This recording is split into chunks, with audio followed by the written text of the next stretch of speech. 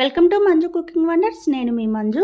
దోసకాయ పచ్చడి ఒక్కొక్కరు ఒక్కోలాగా చేస్తూ ఉంటారు కదా. ఈ ప్రాసెస్లో చేయండి. అన్నంలోకి అయితే చాలా బాగుంటుంది. తప్పకుండా ట్రై చేయండి. అన్నం మొత్తం కడుపు నిండా ఈ పచ్చడితోనే తినాలనిపిస్తుంది. అంత కమ్మగా ఉంటుంది ఈ పచ్చడి.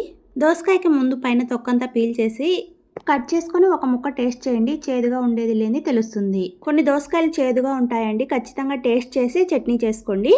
దోసకాయని ఇలా కొన్ని పెద్ద ముక్కలుగా చిన్న ముక్కలుగా కట్ చేసుకోండి. చిన్న ముక్కలు లాస్ట్లో కలుపుకోవడానికి బాగుంటాయి. తర్వాత స్టవ్ మీద ఒక స్పూన్ ఆయిల్ వేసుకొని ఆయిల్ హీట్ అయిన తర్వాత హాఫ్ స్పూన్ జీలకర్ర, కొన్ని మెంతులు, హాఫ్ స్పూన్ ఆవాలు వేసుకొని వీటిని ఎర్రగా వేయించుకోండి. ఇవన్నీ ఎర్రగా వేగిన తర్వాత కారానికి తగినన్ని పచ్చిమిర్చిని ఇలా తుంచి వేసుకోండి. నేను ఇక్కడైతే 10 దాకా తీసుకున్నాను. మీ కారానికి తగినట్టు పచ్చిమిర్చిని తీసుకున్న తర్వాత ఈ పచ్చిమిర్చిని కూడా ఒక 2 మినిట్స్ పాటు వేయించుకున్న తర్వాత ఇందులో 2 స్పూన్స్ నువ్వులు వేసుకొని దూరగా వేయించుకోవాలి. మీ దగ్గర నువ్వులు లేకపోతే పల్లీలు కూడా వేసుకోండి. పల్లీలు అయితే కాస్త ముందుగానే వేయించుకోండి. ఈ చట్నీలో నువ్వుల టేస్ట్ చాలా బాగుంటుంది. నువ్వులు కూడా మంచిగా వేగిన తర్వాత కొద్దిగా కొత్తిమీర, కొద్దిగా చింతపండుని వేసుకొని మరో 2 to 3 మినిట్స్ పాటు వేయించుకోవాలి. దోసకాయ పుల్లగా ఉంటుంది కదా, కానీ చింతపండును కూడా కాస్త యాడ్ చేసుకోండి. ఆ టేస్ట్ చాలా బాగుంటుంది. లాస్ట్లో ఇందులో కొద్దిగా పసుపు వేసి వేయించుకొని స్టవ్ ఆఫ్ చేసి దీన్ని బాగా చల్లారనివ్వండి. ఇవన్నీ బాగా చల్లారిన తర్వాత మిక్సీ జార్లోకి తీసుకొని రుచికి సరిపడినంత ఉప్పు వేసుకొని మిక్సీ పట్టేసుకోవాలి. మీరు ఈ చట్నీ తప్పకుండా ట్రై చేయండి. మీ అందరికి కూడా చాలా బాగా నచ్చుతుంది. చాలా టేస్టీగా ఉంటుంది.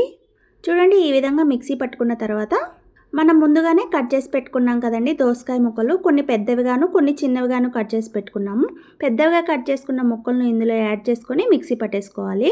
2 పల్స్ ఇచ్చుకుంటే సరిపోతుందండి. మరీ మెత్తగా కొట్టకుండా ఇలా 2 పల్స్ ఇచ్చుకొని మిక్సీ పట్టేసుకొని ఒక బౌల్లోకి తీసుకోండి.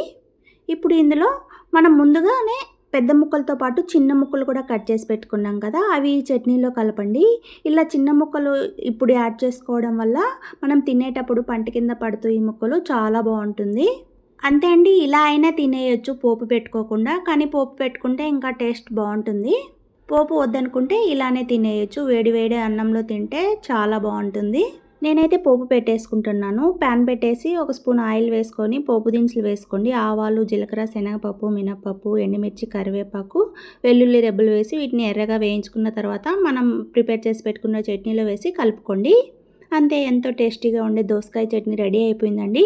తప్పకుండా ట్రై చేయండి. మీ ఇంట్లో వాళ్ళందరికీ నచ్చుతుంది.